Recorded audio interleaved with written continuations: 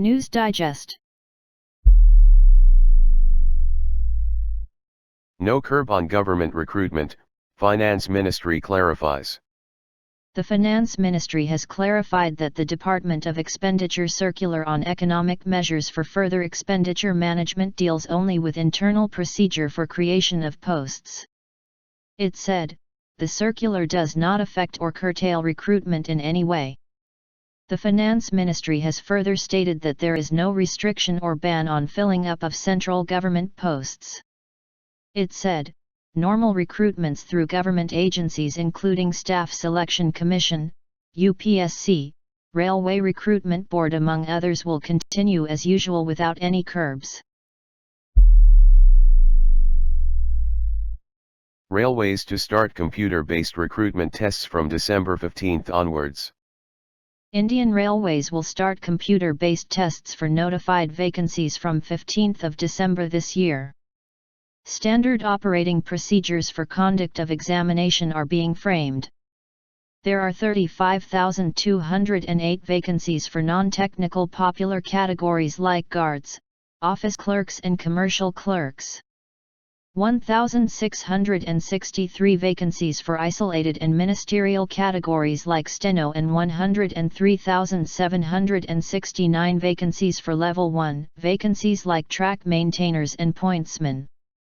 In all, Railway Recruitment Board's RRBs had notified a total of 1.40 lakh such vacancies and had received more than 2.40 crore applications. The computer-based test for the vacancies had to be deferred due to COVID-19 pandemic and resultant lockdown.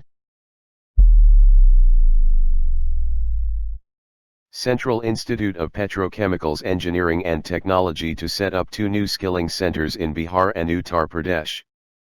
Central Institute of Petrochemicals Engineering and Technology, CIPET, under the Ministry of Chemicals and Fertilizers will be shortly establishing 2 new centers for skilling and technical support CSTS at Bhagalpur, Bihar, and Varanasi. Every year 1,000 youths will be trained in each center through diploma and skill development programs for gainful employment in petrochemicals and allied industries. Technical support services offered by these centers will act as a catalyst for development and growth of new and existing industries in the region. CIPET is actively contributing towards several Government of India initiatives viz. Skill India, Make in India, Swachh Bharat Abhiyan, Stand Up India, Startup India and Digital India etc. 24x7 toll-free mental health helpline, KIRAN, launched. A 24x7 toll-free mental health rehabilitation helpline KIRAN has been launched by Social Justice and Empowerment Minister Thawarchand Gehlot. The helpline, 1800-500-0019 will provide relief and support to persons with mental illness. The helpline was launched in view of the growing incidence of mental illness, particularly in the wake of COVID-19 pandemic. Public sector banks to provide doorstep banking services. The government has inaugurated doorstep banking services by public sector banks as part of ease reforms. The doorstep banking services is envisaged to provide convenience of banking services to the customers at their doorstep through the universal touch points of call center, web portal, or mobile app. Customers can also track their service request through these channels. The services shall be rendered by the doorstep banking agents deployed by the selected service providers at 100 centers across the country. At present only non-financial services like pickup of negotiable instruments, new checkbook requisition slip, 15G15H forms, ITGST Holland, issue request for standing instructions, request for account statement are available to customers. Financial services shall be made available from next month. Pradhan Mantri bats for digital payment platform for street vendors. Streets vendors will soon get an online platform for digital business transactions.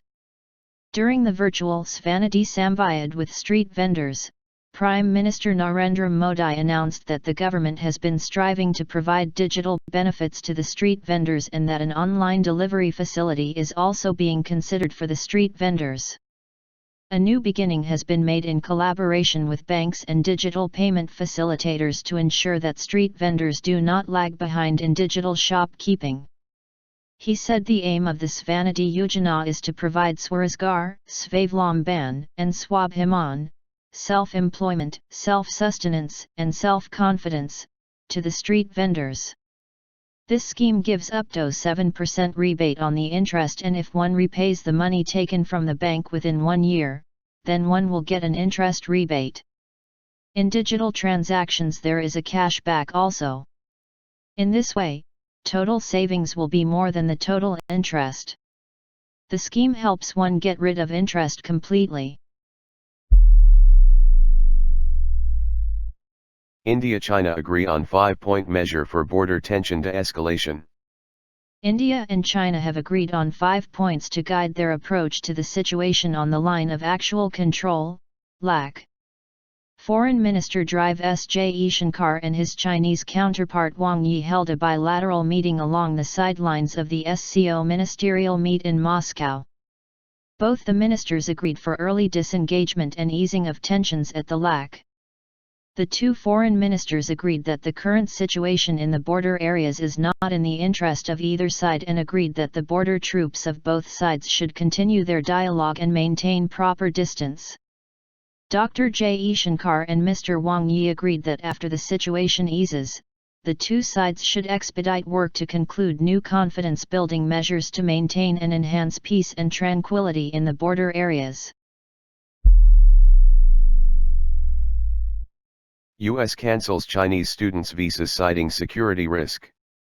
The U.S. has revoked visas of more than 1,000 Chinese students and researchers who are deemed to be a security risk. A statement issued by the State Department said, the revocation of the visas was authorized by a proclamation signed by President Donald Trump. The Trump administration has alleged that Chinese students have come to the United States to steal intellectual property to advance China's economic and military sectors. Meanwhile, China has accused the U.S. of racial discrimination. According to media reports, nearly 370,000 students from China enrolled at U.S. universities in 2018-19. India and Japan ink agreement for enhanced armed forces cooperation. India and Japan have signed an agreement on reciprocal provision of supplies and services between the Armed Forces of India and the Self-Defense Forces of Japan. The agreement will enhance the interoperability between the Armed Force of India and Japan, thereby further increasing the bilateral defense engagements under the Special Strategic and Global Partnership between the two countries. Contract of foreign coaches extended. The Sports Ministry has extended the contract of 9 foreign coaches and support personnel, including High Performance Director of Athletics with an eye on the 2024 and 2028 Olympics, Commonwealth Games, and Asian Games 2022. Sports Minister KIRAN Rijiju has said it will benefit the athletes in their training. He said, there is a well-defined roadmap ahead for our athletes as we eye the best of preparations for 2024 and 2028. The Sports Ministry and Athletics Federation of India feel language is often a barrier with foreign coaches, but extending their contracts is going to help better the understanding between the coach and the athlete.